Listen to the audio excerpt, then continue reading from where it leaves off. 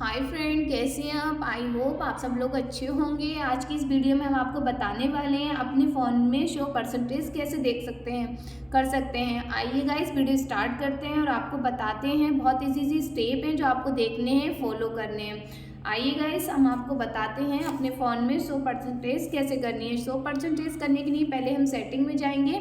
Setting में जाने के बाद हमें यहाँ काफ़ी सारे ऑप्शन देखने को मिलेंगे। तो हमें एक ऑप्शन देखने को मिलेगा डिस्प्ले। हमें डिस्प्ले पे क्लिक करना है। क्लिक करने के बाद हमें यहाँ काफ़ी सारे ऑप्शन देखने को मिलेंगे।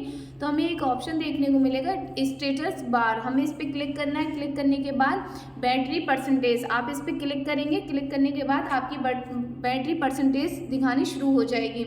इस तरीके से आप ऑफ कर सकते हैं और ऑन कर सकते हैं गाइस। इसी तरीके से आप अपने फ़ोन में शो परसेंटेज कर सकते हैं गाइस। अगर आपको वीडियो अच्छी लगी है तो लाइक करें, शेयर करें। अगर आप इस चैनल पर नए हैं तो सब्सक्राइब करें। मिलते हैं किसी नेक्स्ट वीडियो में, तब तक के लिए बाय एंड टेक केयर।